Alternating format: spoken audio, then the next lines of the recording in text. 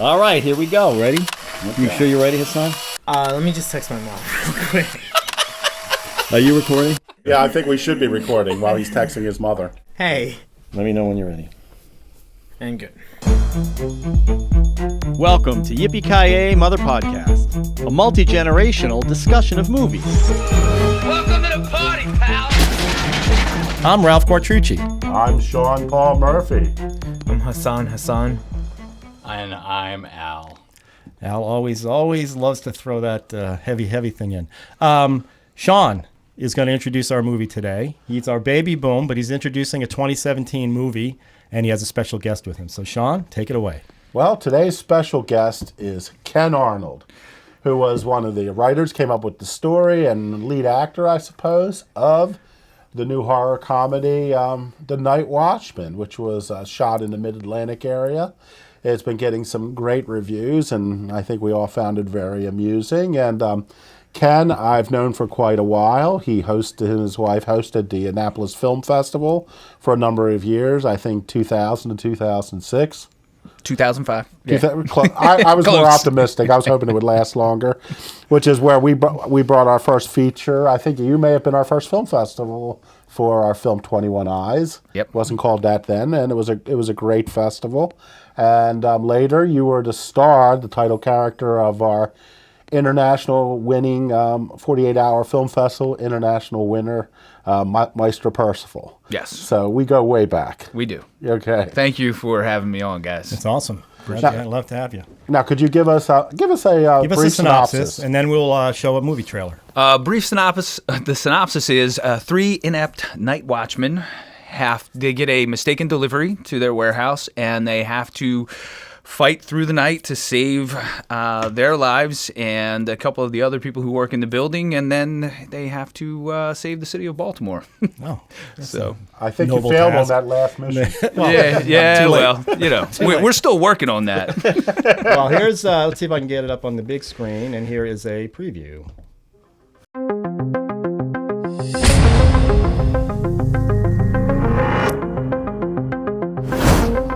Hi, guys. I'm sorry to interrupt. We just wanted to let you guys know that we are finishing up next week's layout. We're going to be working late, so no need to come in. Tasers ablazing. What brings you to this line of work? Well, this was the only place that would hire me. Ouch.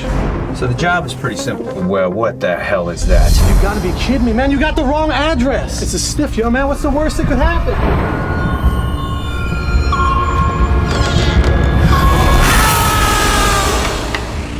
Hello? Randall, is that you? It's not funny, dude. Guys?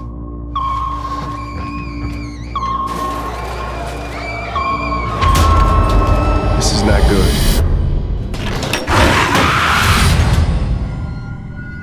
Hey guys, why are there people eating people?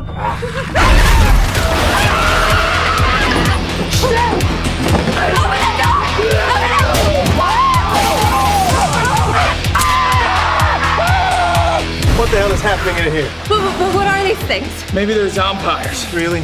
What? It's a thing! That is some circus holy shit! We wouldn't last a second out there. Just wait them out in here. We're safe in here.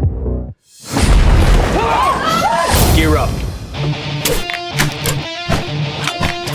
Let's go kill some dead people.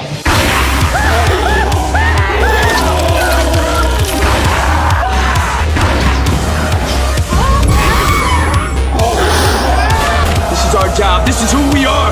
We're Night Watch.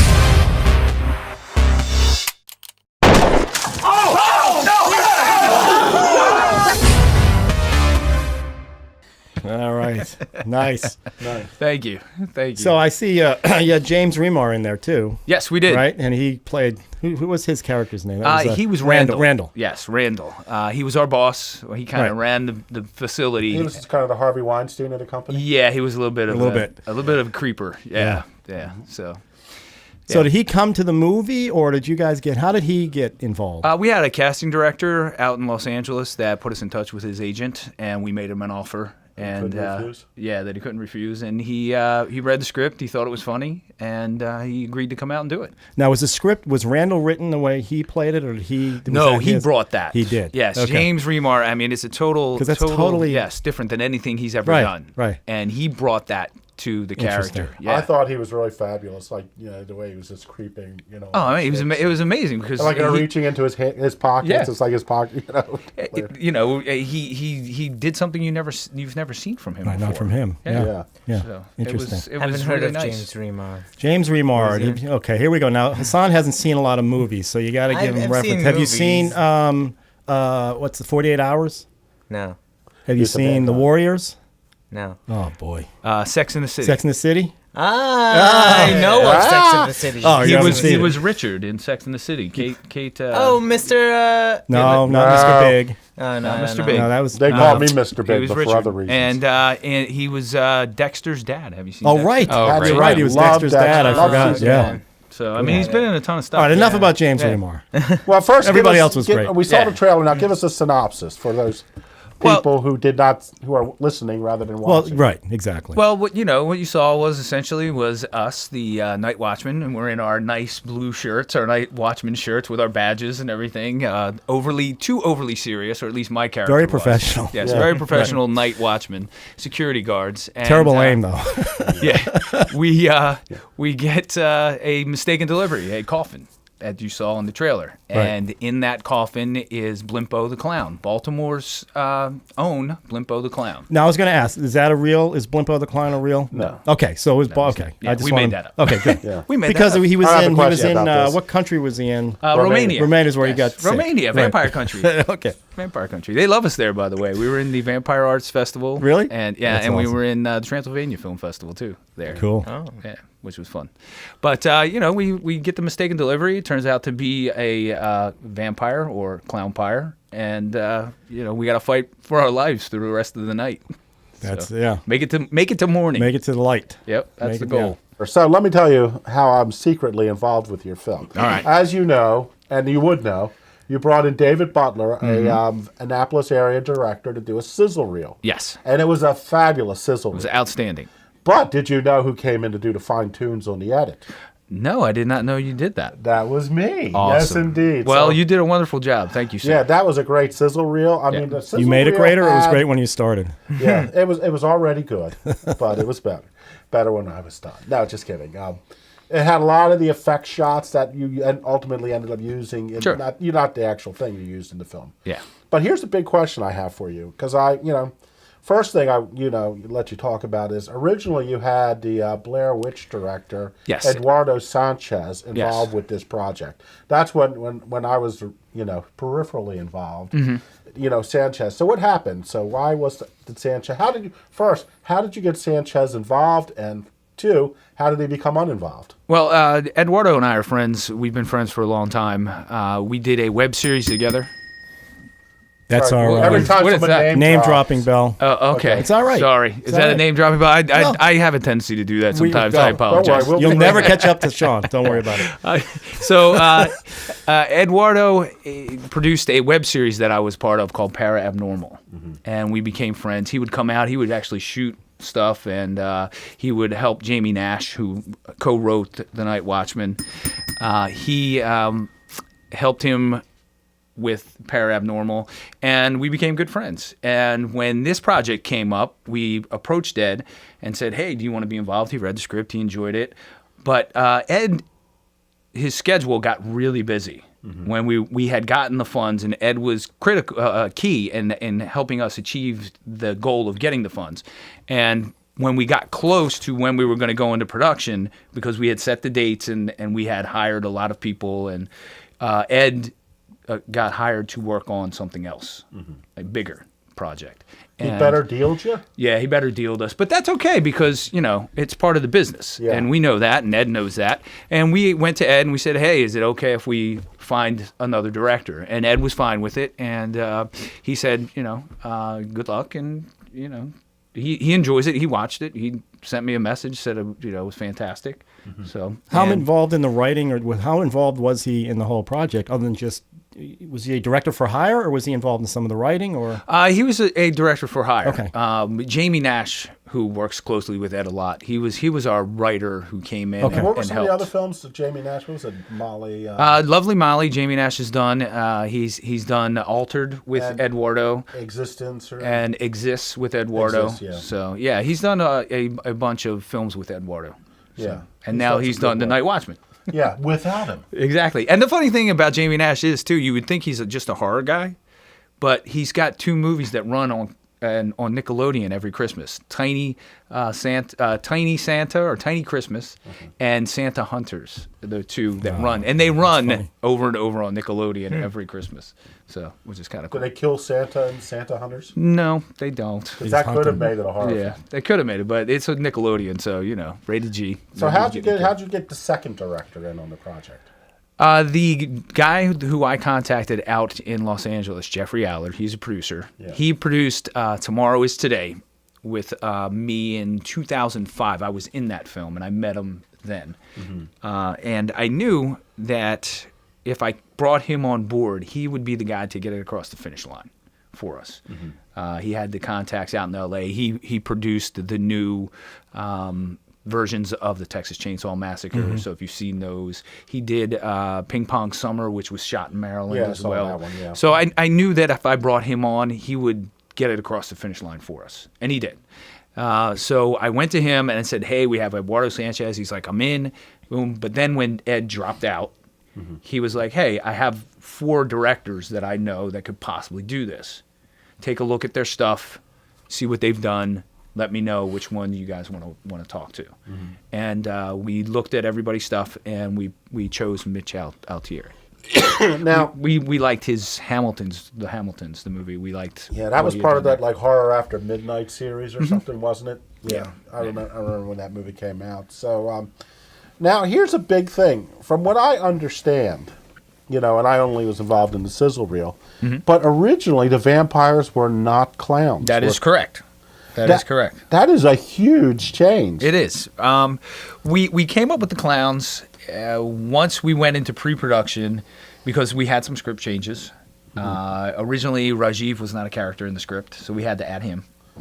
And Dan DeLuca and Jamie Nash and Mitch, they sat and they came up with clowns. We expanded on the Blimpo. Blimpo was actually in the film, but he was only in the beginning of the film for a short period of time.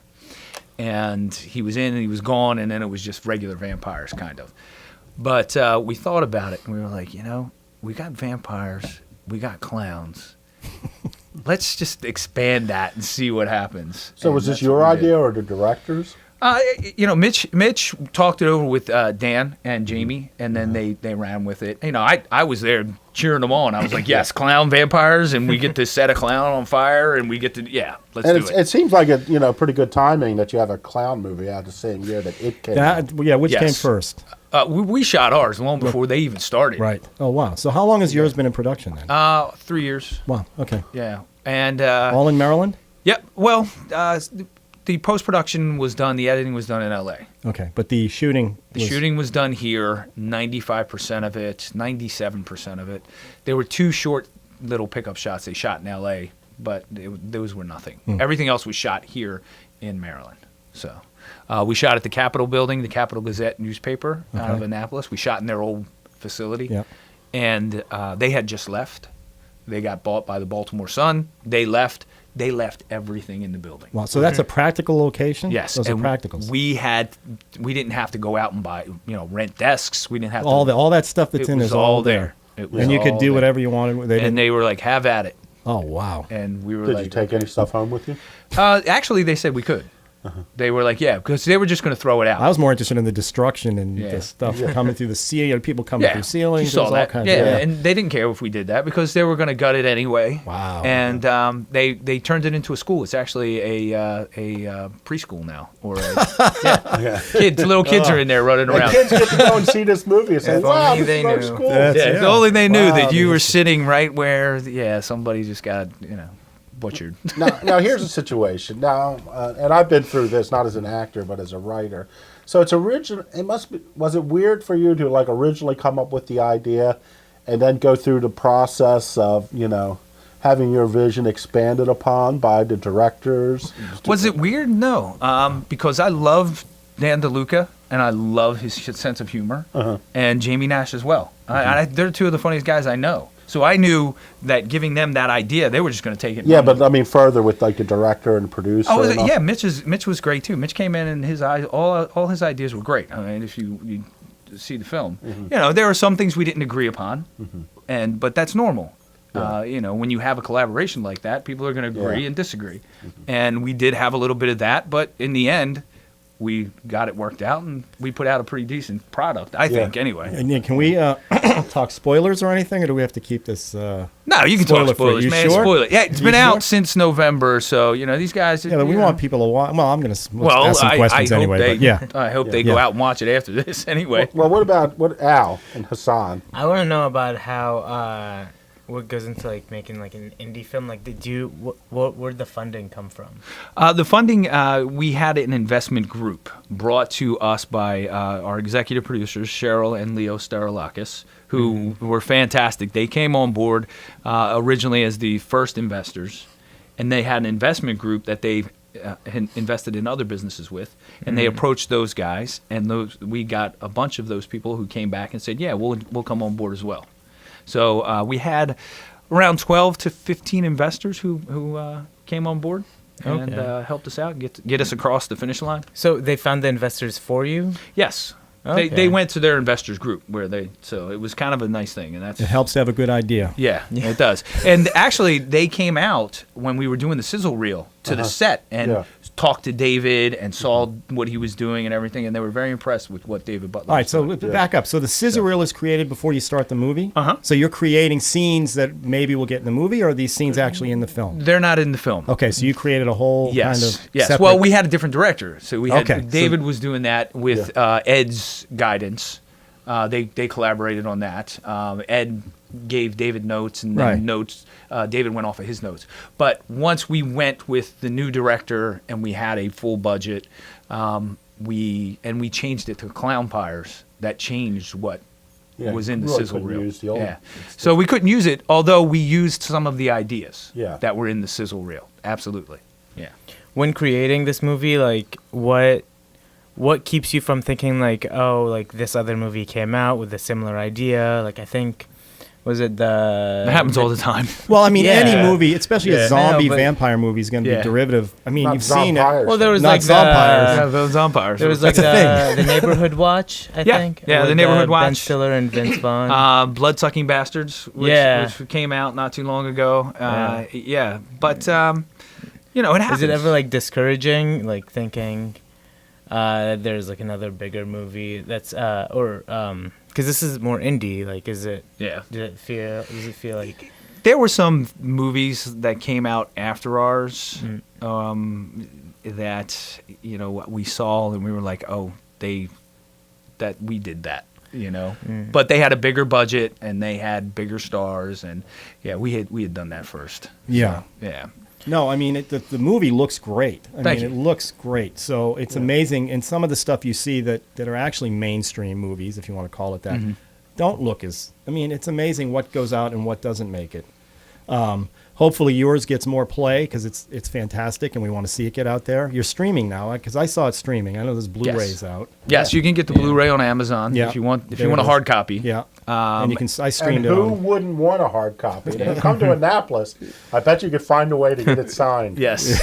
Yes. I sit out in front of my house and wait. I sit on the porch when it's warm, not when it's cold. I'm inside. But I mean, you've got to be as you're filming, as you're doing this, because everything is derivative, right? So Shaun of the Dead, you start going through all this stuff. Yeah. You try to stay as original as you can, but there are certain tropes that are in every movie. Yeah, and we put a lot. You guys played with that a little bit, though. We put a lot of things in our film that kickbacks to other films that you'll see. The whole when she's doing the thing with the Terminator of the alien, and then even getting ready. Yeah, I saw a lot of quick cuts like Edgar Wright does in his stuff. Exactly. And, so that's well done, and it's in there. It's great.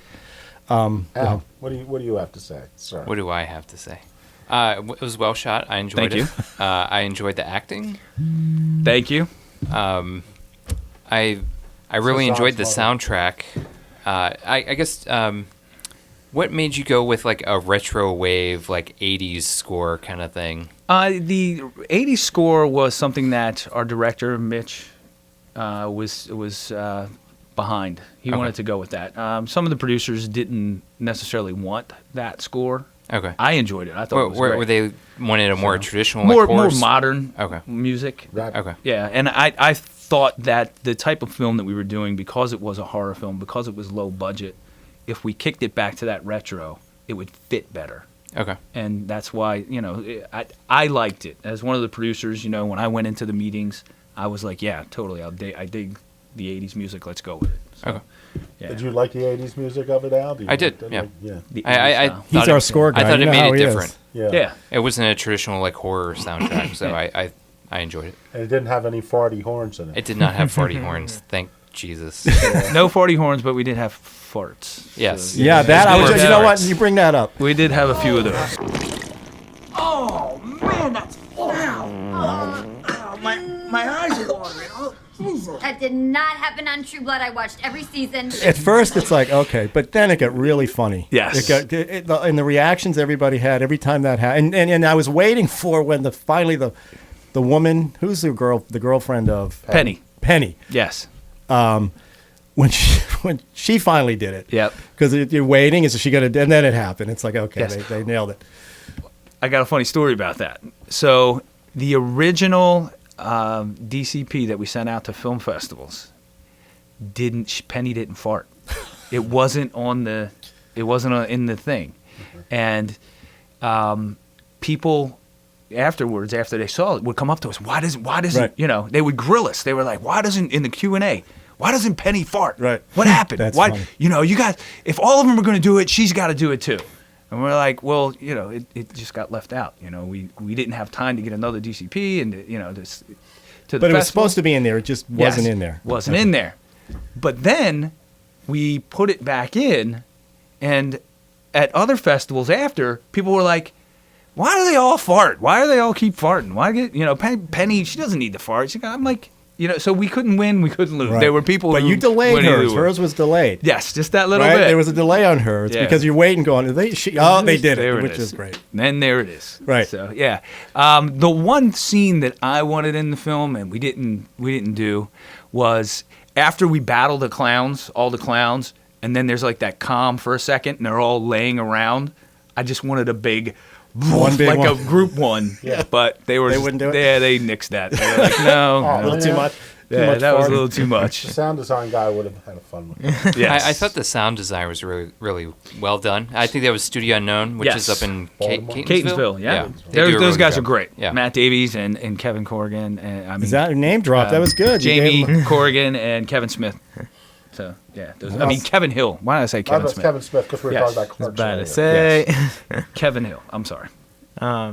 What made you go with an editor in L.A.? He came with the director. He actually came as our digital technician on set, the DIT guy. Mm-hmm. And he's a great editor. He did his earlier films, the Hamiltons. He did, he worked with him prior. So he felt comfortable with him as his editor, and we agreed that that's how we were going to go with it. Is that normally how that works? The director brings the editor? It depends. Every shoot's different. Yeah. So Tarantino. Sometimes, yeah. Like if we would have had Eduardo Eduardo would have edited himself. Himself? Yeah, he would have done it himself. Would he have charged extra for that, or would he have been all part of one price? No, it would have been one price. This for is Ed. inside. Okay, just it would have been one price for Ed, or we would have been wrestling. In the front yard. Ed's a big dude. No, like I said, shot well. The camera angles, the stuff that you guys did. Amanda Trey's our DP. Oh, hit it. I'm going to ring the bell. Took it above the independent. I mean, it really had a nice feel, nice look. Angles, lighting. There was some flares going on in there. Some of that stuff when you do your line that's on the poster. Mm-hmm. Let's go kill some dead people. What's that line? Let's go kill some dead people. That shot that you guys do as you're all backing away was just fantastic. Yeah, so it was a lot of good stuff in there.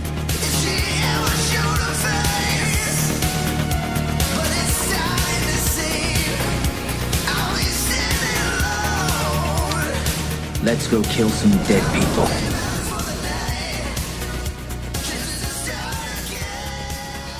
Amanda Trey's does an outstanding job. She made that look great. We had a great crew Local or are they LA people? Local, mostly local. All right. We had a mix of some LA folks, but most was local.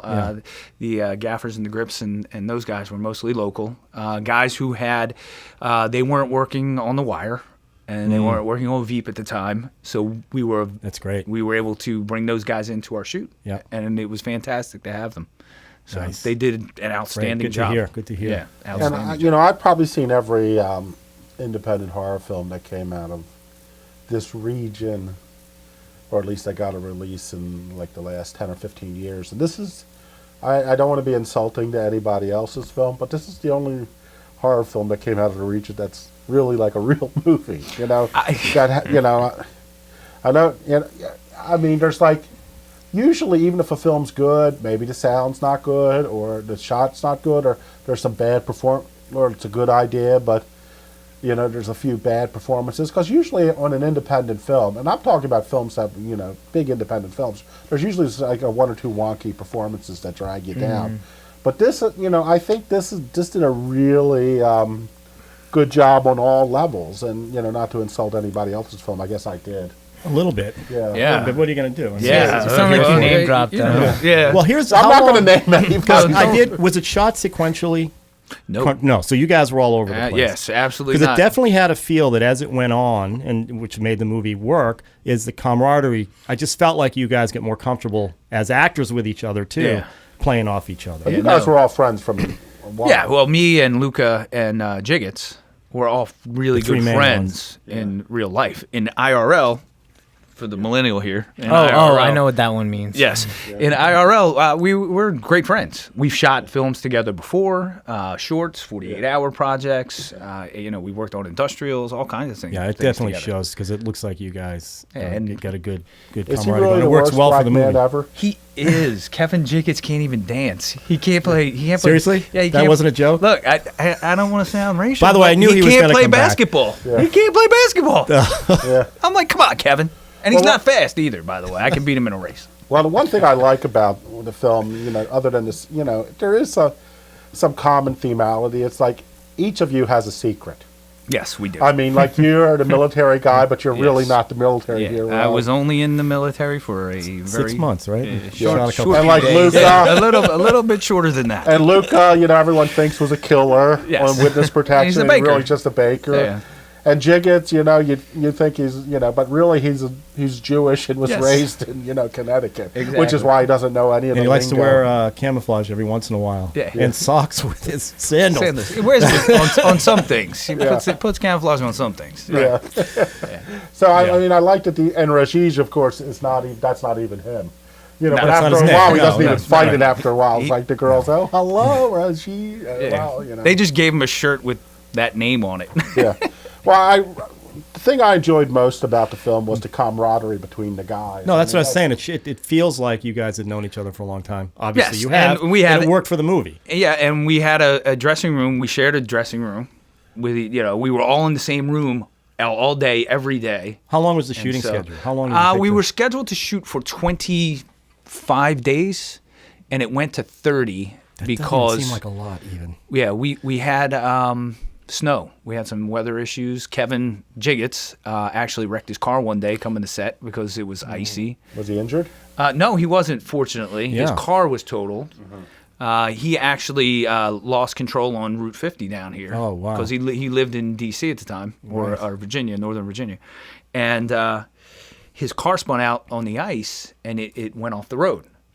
So he got out of it, and when he got out of it, all of a sudden, all these other cars wiped out and hit his car, and just like 3 or 4 more cars hit his and totally wrecked it. So he was fine. Lucky.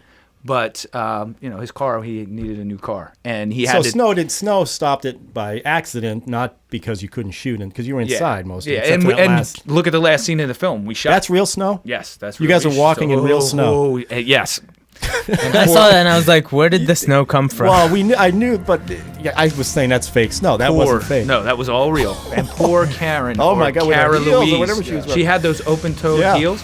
She would walk down, right, because the first few shots, it's wide, and you can see we're in the snow. So she had to walk through it with their shoes on. I felt so bad for her. Her feet must have been. And what would happen is we would walk down to the edge, and then I would pick her up, and walk all the way back with her, put her back down. So she could do it again because she I didn't think that was real snow. She did not want to walk Your it. character was protective of her. Yes, and even the yes. real Ken. Yes. Now she was terrific. Where'd you get her? She's out of Los Angeles as well. Our casting director, Paul Ruddy. Yeah. Somebody ring the bell. Yes. He brought her on board. We watched her audition, and we were like, yeah, that's... Did you watch it remote, or did you guys go out for the auditions? We watched it here in Maryland. Yeah, we were already in pre-production, so the director was already here. All the producers were here. We were getting ready to go, and we brought her on. She came on board with about a week before we started, so she was one of the latest hires we had as far as talent was concerned, on-camera talent, I should say. Yes. Now, And Karen, you'll see her in like Sprint commercials. She did a Dish Network one where she was dancing while she had the headset talking to somebody. She's on a TV show too, on IMDb, according to. She did a show on MTV, and she does a web series about mom stuff right now. So yeah, mom she's stuff. Good. Yeah, mom stuff. She's a new mom. Yeah, she is, because she was kicking ass in your show, in your movie. Yeah. So 9 months after. Wow. And what? Yes. What? Her husband, her husband one of the was clowns? there. Oh, her okay. husband's a great guy. Come on. Say, not Blimpy the clown. But Blimpy. about 9, I would say, about a year later, she had her first baby. Yeah. Oh, wow. So, good for her. Congratulations. Yeah. Well, I hope that this brings her stardom, because she was really She's great. terrific in Yeah, this. fabulous. She's out in Los Angeles. She's auditioning and working. She looks a lot like the girl in the other commercials, the AT&T. Yes, the AT&T. Yeah. She looks a lot like her. So people confuse her with her sometimes. Yeah. So Well, she was good. She was good, and her girlfriend was good. Penny. Penny. Deanna Reasonover. What was her name? That whole thing I you can't guys remember. I love the whole Penny thing, that nobody knew who she was. And when you find her dead, I think you had the reaction like, Yes. oh, it's only Penny. Yes, I was like, no, what I said was, it's not Karen. Because I don't know her name. And she's like, guys, I commute with you. Right, I'm here for 3 years. I've been commuting for 3 years with you guys. Yeah. But she is great. So- She had a show on TBS called Buzzed or Clipped. Oh. Yes, I Clipped. saw the first episode of that. Yeah, with George Wendt. George Wendt was in it. And I don't know if you know who Norm is. No? You don't know Norm from Does he know Cheers? who Woody is? Yeah, how about Woody? Woody? I mean, I'd know them if I saw them because I obviously saw the first episode. But you don't know Ashley the Tisdale's in TV that. show Cheers. Cheers. I know Cheers. You've seen it? No. Oh. I know it. I know it was on. This is That's what we why do. we have a period of time. multi-generational. Yeah, Yes, we throw everything at it's- him to see what. Okay. So what, Hassan? What vampire movies have you seen that you could compare this one to? The one with the shiny vampires, the sparkly. Oh, the ones, sparkly no? ones? Oh, Twilight? No, they're not sparkly and sorry. shiny. And They brought that up. Someone says in your movie, Kevin. Yeah, I want Well, one of the Jiggins. where the twinkly sparks. Yeah. Those are the ones I want, not these Yeah. ugly. Yeah. Yeah. Not these. Right. Not these. And you had the guy from Sopranos, the We did. FBI agent. Matt Servito. Yeah. Yes, He he's was good. fantastic. Fantastic. He played Willie the janitor. Right. Who Yeah. the bullet through the head Exactly. and sprays everybody. Yes. Well, I love the one thing when they asked you to come and do some janitorial work, and like, oh, we're not going to do it, and it's not because it's beneath you. Yeah. It's because it's above you guys. Exactly. we We're like, we make half of what those guys make. So, but yeah, Matt, we were very fortunate to get Matt Servito on board as well. We're actually producing a new movie with him soon, and it's called Sinkhole 2, directed by none other than Eduardo Sanchez. Oh, look at really? that. Who wrote it? Great. Was there a Sinkhole 1? No. Oh. There is a sinkhole, but it stars Eric Roberts, and it has nothing to do with what we're doing. So, Okay. and Is it's that really part bad. of the? Is that part of the joke? That's Yes. sinkhole too. It's Sinkhole 2. Nice. So, I get I like jokes. that. and we're, it's just it's What, did you it's say a Eric fun Ro- movie. Did you say Eric Roberts? Eric Roberts. Okay. There you go. But I never met Eric Roberts. Hey, Yeah. I met Eric Roberts. Did you? Oh, Ding. this thing is. And Uh-oh. let me just say, He's Julia Roberts' I brother. wrote 3 films that Eric Roberts are in. Excellent. Oh, my Excellent. goodness. Excellent. Very nice. Yeah. Very nice. Does he know who you are? What? Does he know you? No. Yeah, I don't think Eric Roberts remembers anyone anymore. Let me tell you something about Eric Roberts. Actually, I edited a movie. I was supposed to write that Eric Roberts was in, but we got fired off of it. But I edited the movie. So I saw Eric Roberts at a horror convention with a friend of mine who had a copy of the movie in the blink of an eye. And he's like, hey, can you sign this? And he's like, why would I sign this? He goes, you're in it. It's the blink of the eye. He goes, oh, I've never seen a copy of this. So he'd never even seen the artwork in a movie. I'm pretty sure he's been in a whole ton of those kinds of movies that he has never seen. Never saw the final product. Never saw Well, he's in your Fox, never favorite saw the Runaway Train, right? Oh yeah, I'm sure we're going to be bringing Runaway Train into this. Someday. You know. But but that was hilarious that he had never seen the movie, never saw the box, forgot about it. So Sinkhole 2 is going to be written, directed, and is going to be edited by Eduardo Sanchez. Yeah, that's his baby. He wrote that right after the Blair Witch, and he's been wanting to do it for a very long time. The original Blair Witch? Yes. So he's had that script. And, it needs to be updated a little bit. There's some dated stuff in it. But I think, everybody's again, on MySpace. We may, it was before that. We may keep that Instant Messenger. That early 90s, mid-90s feel to it. Vibe. So, yeah, because it's a silly comedy, disaster movie, kind of a comedy, sinkholes. So the monster in the film is actually a sinkhole. So okay. Yeah. And is he getting you in the movie? Oh, I play the sheriff. Oh, good. Okay, Sheriff. excellent. Yeah, I'm the sheriff of the town. You were Buzz Aldrin in Men in Black? Yes, Men in Black 3. I was. Nice. Yeah. You were Men in Black 3? I was. You saw Will Smith? No, I did not Was see that- Will no, Smith. The scene was with Garner, wasn't it? Who played the Josh Brolin. Josh Brolin. I'm he sorry. jumps on the Wait a rocket. second. Right. Josh Brolin. Okay, the Jumps on bell me. has rung more on this show.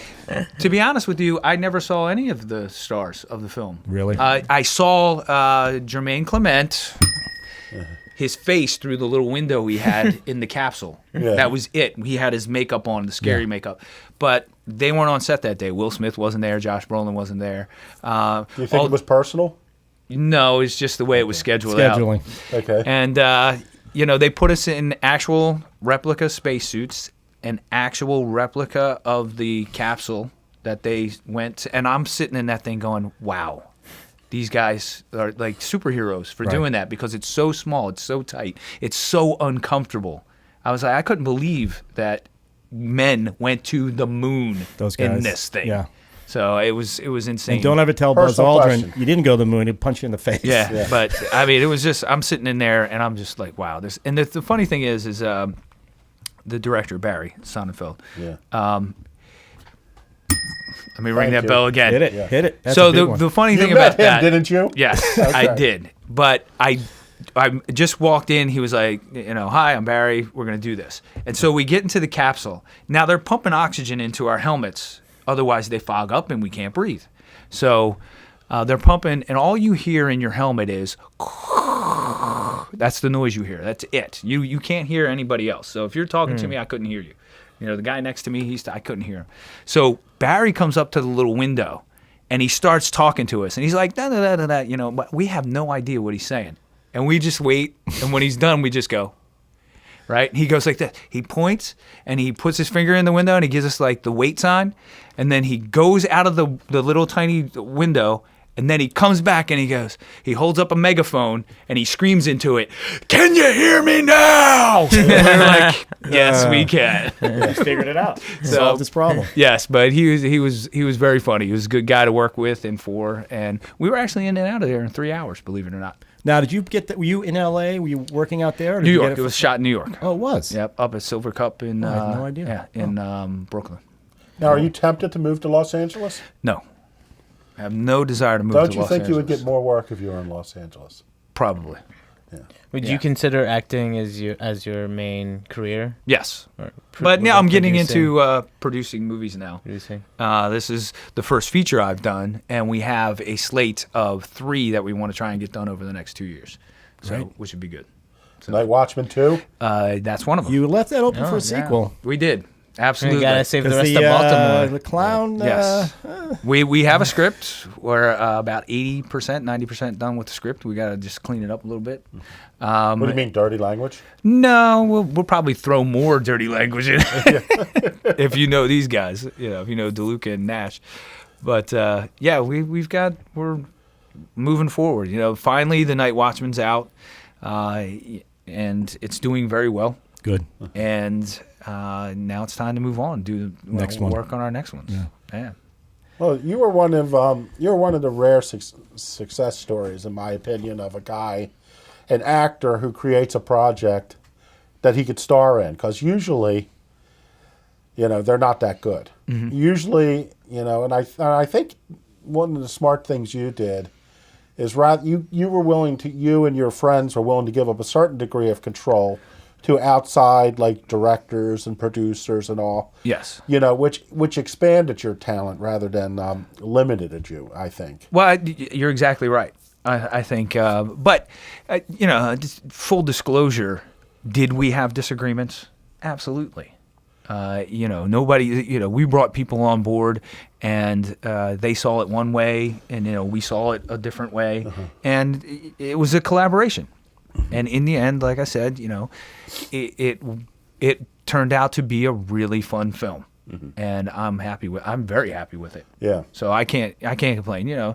There might be some people who feel differently, but as far as I'm concerned, I think we did a great job with the film, with all the people that we brought on board, and moving forward, next project we'll work with some of the same people and some of the people we won't. It's just the way it works. Right. Now, I've been looking at the reviews, and I see that there's did it get released in foreign first? Oh, yes. Yeah, that's right. Yeah. Did you get any theatrical in foreign? We did. Yeah. Malaysia, Australia, Japan. Yeah. Okay, cool. So, and Thailand. Yeah, we did get theatrical distribution. Okay. How do you get the theatrical distribution? Do you have to submit it, or how do you get into theaters? We have a sales agent. Oh. So we had one called Automatic Entertainment. They're our sales agent overseas. So they were our foreign. They have contacts that they approach and say, we have these films. Which ones would you like to, purchase so you can put in a theater, or buy the rights to so you can make a Blu-ray in your country. And so we go around the world, and each one is a different section, different area, and it's a different deal. None of the deals were the same. Not one. Do you feel you were ripped off? What's that? Do you feel you were ripped off? In some, yeah. Okay. I'm not gonna lie. Yeah, but in others, I thought we made good deals. Yeah. So yeah. Did some theaters have to censor a lot of the movie or parts of the movie? No, there were a couple who wouldn't buy it because of it. Yeah. But the ones who did buy it, they knew it was in it. Mm-hmm. They watched it and they were like, yeah, that'll work in our theaters here, or that'll work. Yeah. So I've noticed a few reviews where people are criticizing the humor, the sexism, the homophobia. Yeah, it's mostly millennials. I actually have a question about that. Yeah, go ahead. So at first with Penny and Karen, sure, it seemed very progressive. Like, there's an interracial lesbian couple in this movie, and then all of a sudden Karen turns bisexual or straight due to the weed. Yes. And then there's like gay jokes after that, exactly, like between you and your friend. So I found that kind of confusing. It was, well, it got confusing for us as well as we were going along. But she turned straight because of the weed. Well, she says weed makes her really horny. Yeah. Well, that's not straight. That's just horny. Now, Hassan, he do you said think bi. weed makes people bisexual? No. How would he know? Okay. His mother. If only weed made people bisexual. I'm just asking because he's younger. It was also confusing because he couldn't watch it at home. It was also confusing because I couldn't watch it. Yeah, he couldn't watch it with his parents. Look. It was confusing because you couldn't really tell that they were a lesbian couple until she just said, "Oh, that's my girlfriend," and that was it. Listen, we all take everything with a new perspective now, because that first scene you see with Randall. Yeah. That through the security camera, he's getting behind Karen. Yeah, of course. You're going, okay, all right. It's now you're immediately going sexual harassment. Yeah, right. Yeah, like what the 5 fuck? years ago, nobody would have said anything, and everything is looked at differently now. It's so true. I was watching Revenge of the Nerds. Oh, I'm thinking you couldn't make that movie. Couldn't do it. Today. Because he has sex. You can make it. It's not going to do well. And she thinks he's somebody else. That would constitute as rape. That's rape. And they do a panty raid. Right. And then they put cameras in the showers and they're watching them. And they sell the That's crazy. Pie. Yeah. The pie. Eat a pie. So no, you could not make that movie today. Well, here's the thing. Listen to this. This is so stupid. Sorry, I didn't say that. But I sent a script out to Hollywood recently, and most people have been liking it. But one person, there's a normal guy like us, like Hassan, a young man, ends up in jail, and he's afraid he's going to get raped by men in prison. Probably. And well, look at him. You're a good-looking guy, kid. You're a good-looking guy. Cute. Yeah. I've been told I'm pretty cute. You are. But somebody's saying like, "Oh, that's homophobia," and I'm like, "No, it's homophobia for you to think that gay people are rapists." Yeah. And they're like, "This can't be done today," and I'm sitting there thinking, no, Will Ferrell did that movie Get Hard like 3 years ago, which was all about him going to jail and trying to toughen up so he doesn't get raped. Yeah. They for a while, they decide he is going to get raped, so he might as well. No, it's got to be. I thought you guys played off. I mean, the humor was, some of it was, like you're saying, it was over the top. But you also very, played it off, Family Guy-esque humor. But they also balanced it with, I don't care, I don't judge. You kind of played it up, and it was, and that kid, the kid Rajiv, kind of played he was in the middle of everything. Yeah, I thought he was. And I have a question about how much was improv and how much was written. Like, there's some lines you guys do. Karen does a line about, you're self-conscious, you have a man bun. Yeah. Okay? That's written, or was that?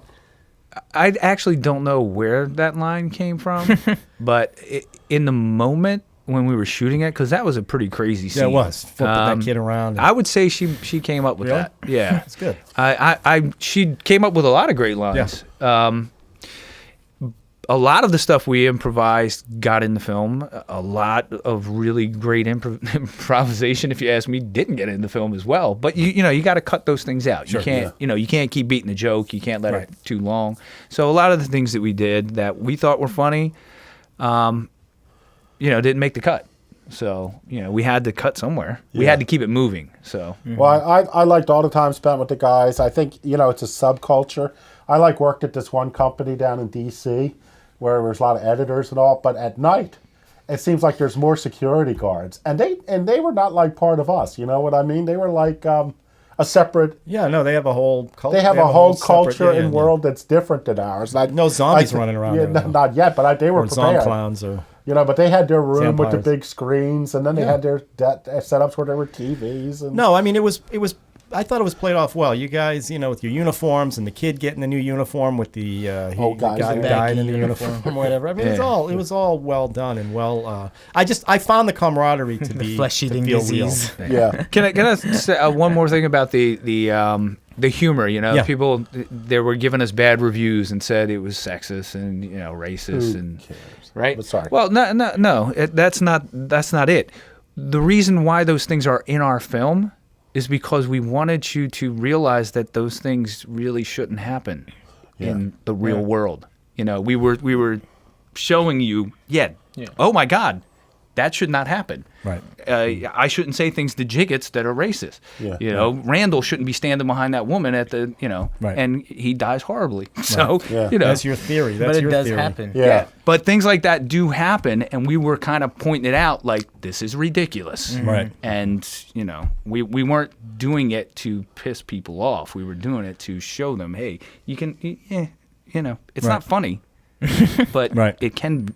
Well, it's Dave Chappelle. Funny, You've seen Chappelle lately. He's doing his new show. His new show where he's like, "Look, I don't agree with what everybody does, but you know what? When you talk about it, it can be funny, even though it's not funny. It's a very serious thing, but so that's kind of the. I don't condone somebody walking up behind somebody when they're at the file cabinet and grabbing their backside. I don't condone that. But how about if you don't actually grab it, but you just sort of like I don't condone that. Yeah, I don't condone that. And your women were strong in the movie too, on top of everything else. And we had a great, strong female character. I think she was great. Karen was killing it. She was Karen was killing it. She was the smart one. Yeah. We were like that. She was the smart one. When she was saying when she's trying to run out, she's like, "What? I'm gonna stand here and be protected by you guys." Yeah, I've run the marathon. I've run the Baltimore Marathon twice.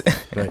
So, well, here was something similar. When we did the movie 21 Eyes, you probably don't remember it too much, but the guys who are watching the tapes, the cops, are like incredibly sexist, and ultimately the villain in the piece, well, not the villain, but the thief is a woman, and she outsmarts everybody and gets away with the crime.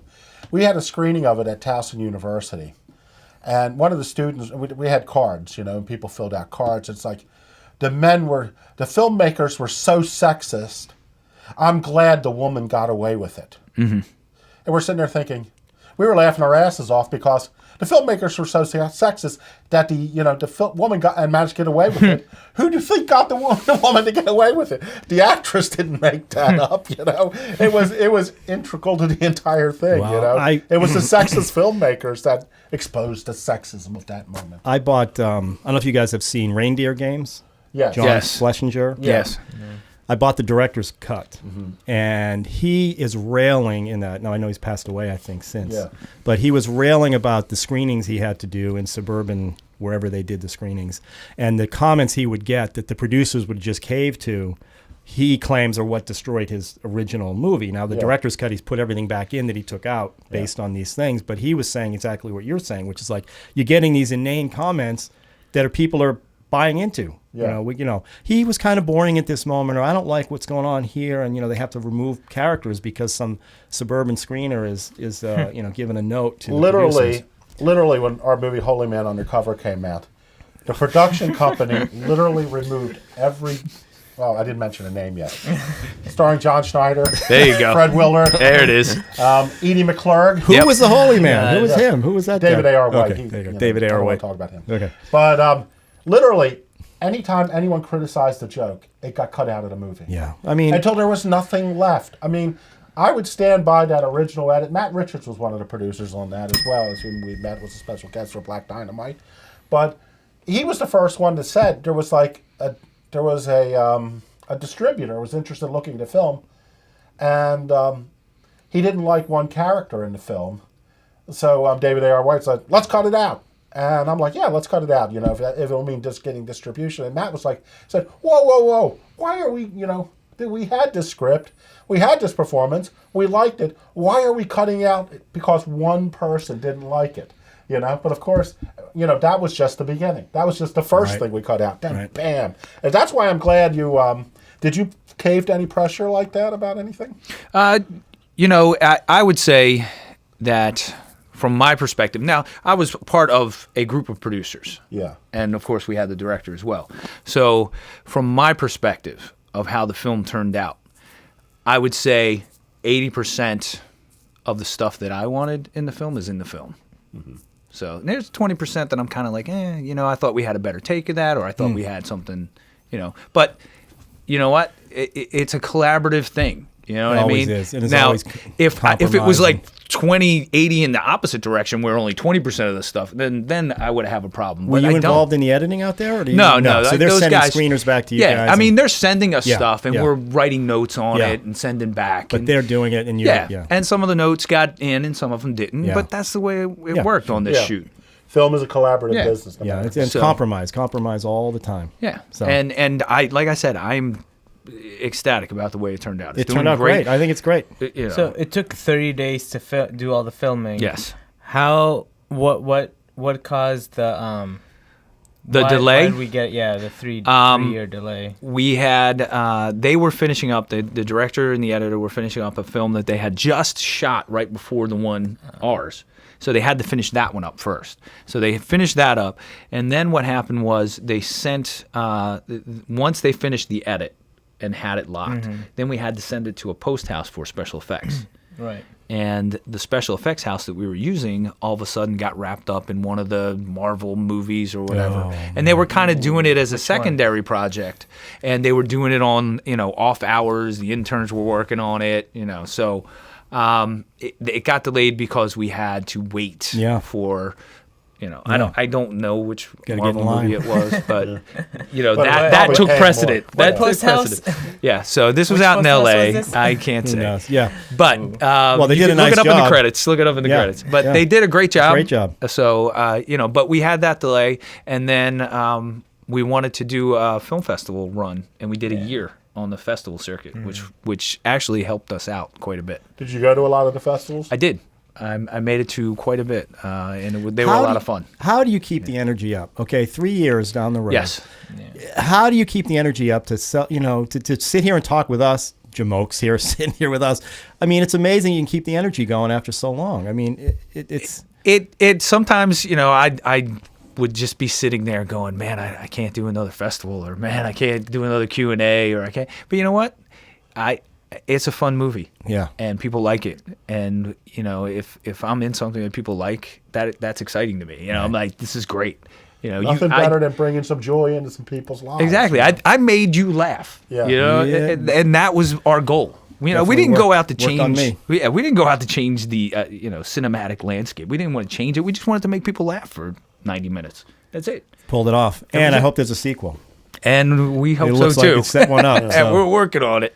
Now, I heard something else about you, that you were a minor league ball player. I was. Okay. Yes, for 9 years. Really? So, yeah. Chicago, I think, organization, Orioles, right? Yeah, Chicago Cubs first out of college. A couple independent teams in there, but the Orioles, Texas Rangers, went to spring training with the Pirates, but got released. I was a shortstop. Ooh. Yeah, so for most of my career. I mean, if you look at the games that I played, I would say 90% I played shortstop. You know, I played third base as well, second base. I was trying to, when I read that on IMDb, I think you had told me that.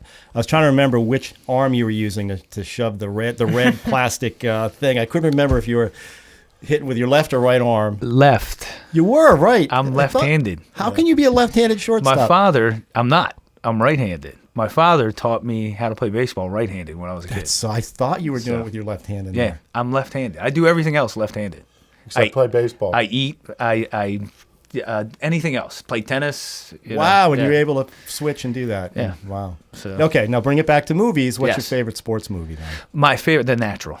Ah, yeah. Okay, good one. Your favorite non-baseball sports movie? My favorite non-baseball sports movie. Cool Runnings, right? Yeah. Longest Yard. I like Cool Running and The Longest Yard. They're both great.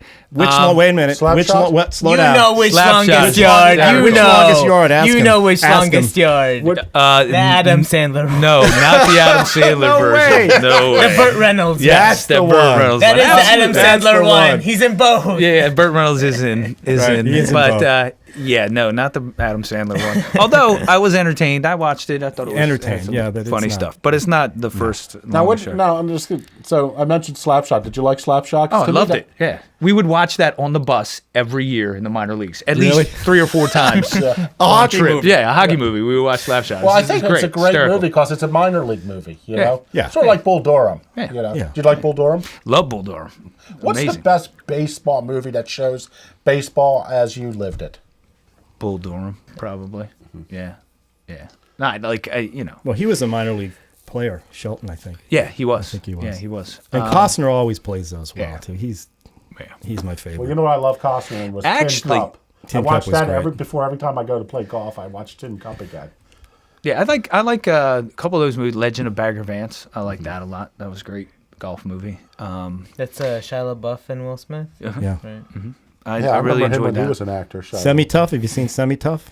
Semi-Tough. Oh, you got to Nick watch Nolte. Semi-Tough. Nick Nolte. No. No, that's Dallas North Dallas. Yes, Dallas that's- Race. Semi-Tough is Burt Reynolds and Chris Christopherson. Yeah, I think I Football have movie. seen that. Yeah.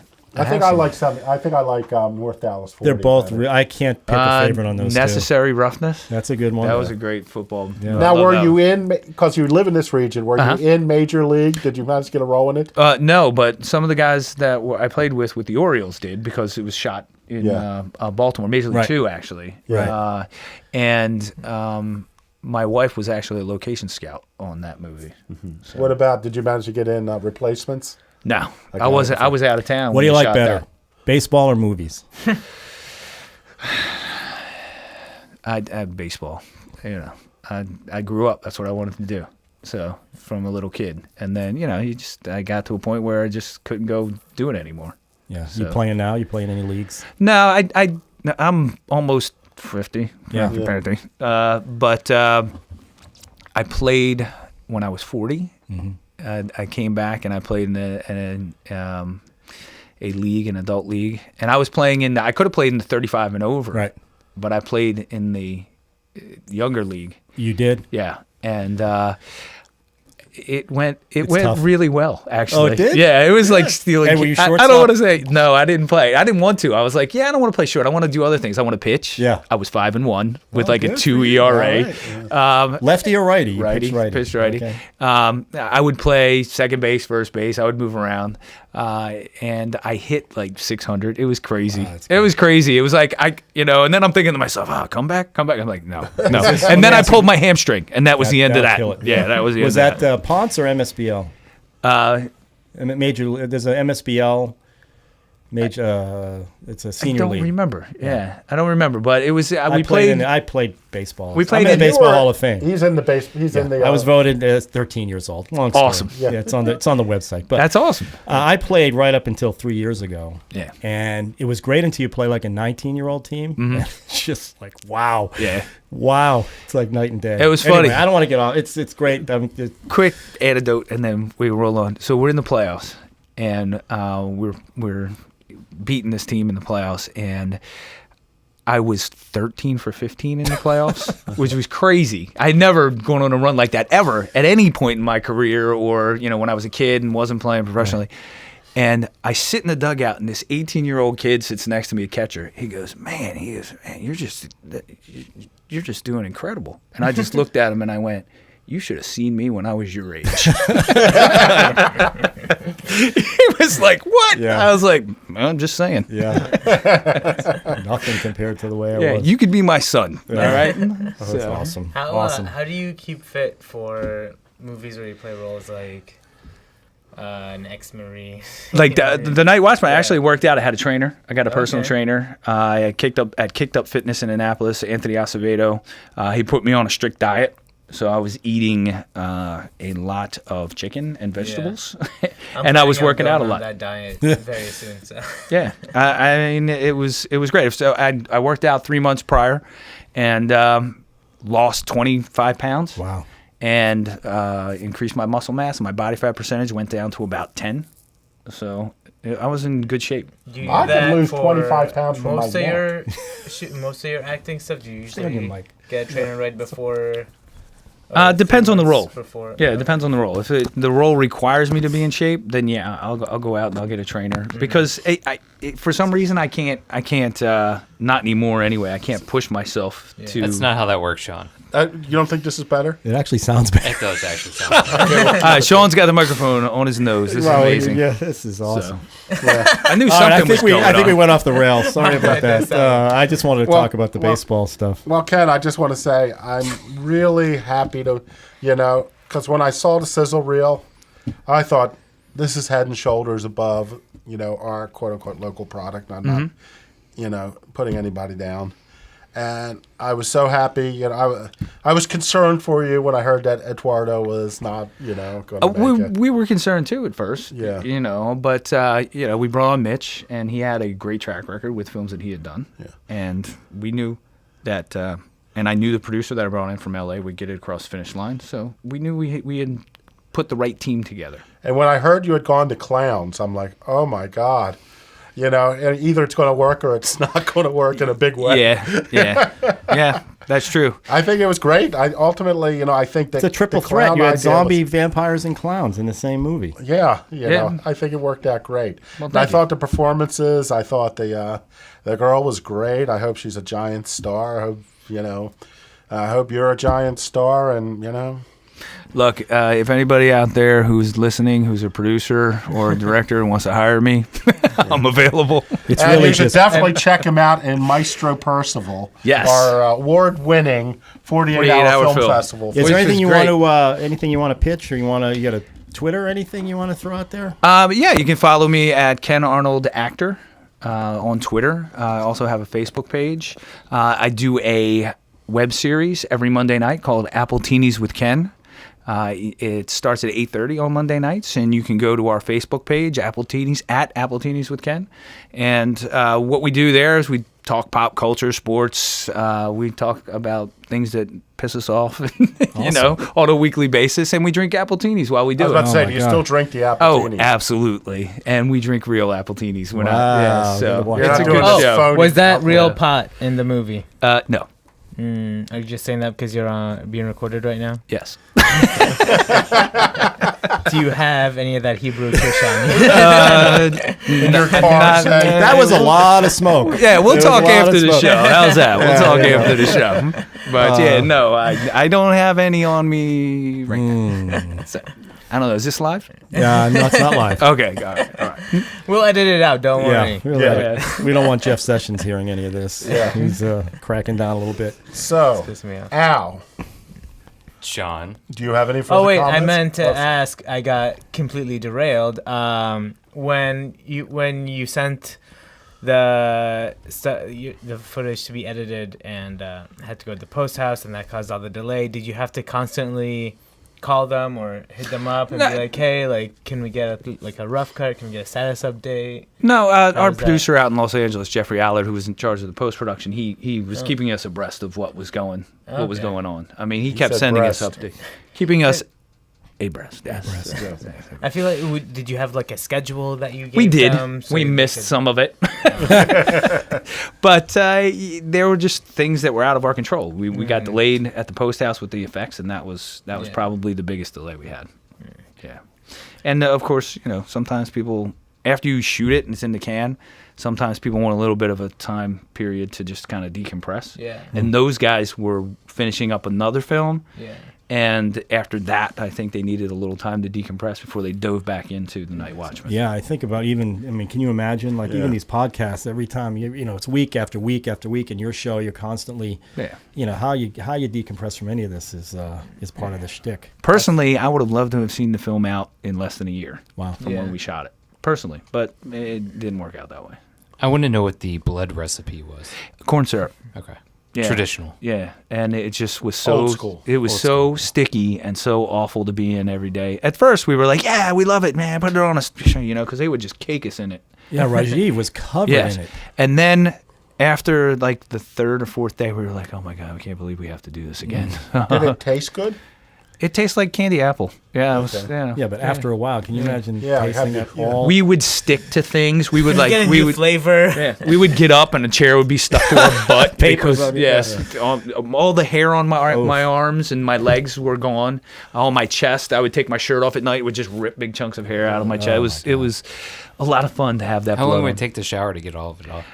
We had a shower there at the facility, and usually it would take about a good 15, 20 minutes because it was in my hair. Yeah, to scrub yourself and my off. skin had like a red tint to it for, months after we were done.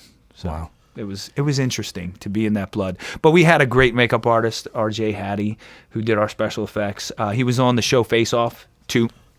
I got you. Two seasons on the show Face Off on Sci-Fi, the competition for special effects, and our stunt crew also was phenomenal. Jeff Wilhelm, the Misfits of Mayhem, who is not far from here. He lives up by Frederick, but we had a great stunt. So crew. the scenes like where people getting dragged by invisible. Yep. Was that done in L.A. or done here? Here, that was all done here. That was our local stunt crew. Wow. Yeah, in Maryland. Those were all local stunt guys. Yeah. And a lot of extras running around as zombies and blood, and you just I called up every person I knew, all my family and friends in my neighborhood, and we actually hired quite a few of the extras, and had them come out. But we did have help from our friends and family. And did people bring their own clown suits, or where did all those clown suits come from? No, we had a costume department, who gave them the clown suits. Not extras walking in dressed as clowns. Yeah, no, we didn't have that. Creepy. Yeah, those people you don't hire. Yes. But well, good show. I mean, it was a good. I enjoyed the movie. Thank you. I enjoyed the movie. I enjoyed the movie. And like you said, for an independent film, it didn't look independent. Yeah, it looked mainstream. It looked great. So we're hoping that we'll get an offer to go on one of the cable stations like Stars or Cinemax Shudder. or whatever. Yeah, Shudder. Something. Yeah. Well, something. that's what sells the movie is people seeing it, then don't want to buy it, don't want to download it. Yeah. We actually got the tag Amazon Choice now that is on it. We didn't have that at first, and I checked today before I came. Yeah. That means enough people have been recommending it? Yes, enough people have recommended it and rated it highly enough that they will recommend it now, Amazon, to other people. Oh, good. So excellent. If somebody buys a DVD or Blu-ray similar to ours, other people bought. You'll get that suggestion. Yes, and we'll get that now. Oh, good. Which is great. Yeah. So we needed that. And if anybody wants to find out more information, they can go to tnwmovie.com. And it has a trailer there, and it has places where you can buy the film. TMW? TNW. The Night Watchmen. I thought you said M. I'm like... No, I said N. I'm sorry. Okay, N. okay, sorry. And we also we have T-shirts, and like the one I'm wearing now, the Clown Pyre T-shirt with Blimpo. That's at the website? Yep, at the website. You can get the Clown Pyre shirts. You can get the Let's Go Kill Some Dead People shirt. You can get socks. We have a pillow, I believe, with Blimpo's face on it. It's hysterical. Up with this stuff? You guys? We had some artists do some stuff for us, and then we chose products to put it on. Right. So awesome. Yeah, we need more product. But yes, we'd all use more products. Yeah. Let's kill some more marketers. Yeah. No, sorry. All right. Well, that was awesome. Appreciate you coming down. I think we thank you need to for wrap having it me. up. I don't want to keep everybody here too long. Anything else you want to say before we wrap? No, I'm happy. We good, guys? Go check out the film. Yeah, Yes. check out the film for sure. Thank you. I just want to say, see our website, Yippee-Ki-Yay-Motherpodcast.com. And again, Ken, thank you very much. Thank you. What's our Twitter and Facebook account? Just go to the webpage and it'll all be at the bottom. I have no idea. Okay. No idea. Prepared We'll as figure that always. out. As prepared as always. You just go down to the bottom. They're all on the bottom. In other words, we don't know how to say it. I don't know. The millennials supposed to take care of this. Mother Podcast Yippee-Ki-Yay-Motherpodcast.com. It's on there. And YKY. But YKY Podcast. Podcast on Twitter. On Twitter. But again, And just go to the website. No, movie. Yes. TNW. TNW. You can do at TNW Movie, and we'll pop up on Twitter, Instagram, Facebook. We're Pinterest? We're in all the places. No, we didn't do a Pinterest. They have a social media department. Our podcast, our Instagram is Yippee-Ki-Yay Podcast. So. Terrific. Oh, we're not exploiting our Instagram enough. I'm working on it. Instagram. Okay. Oh, you're the Instagram guy? Yes. Okay, groovy. Stuff. All right. I think we got to close out, okay? Okay. Okay, that's it. Nice job. Auf Wiedersehen. Auf Wiedersehen. Thank you. All right. Ken, thank you very much. Oh, thank you. Join us next time as we discuss the film Black Dynamite with one of its producers, Matt Richards. And check out our website at Yippee-Ki-Yay-Motherpodcast.com.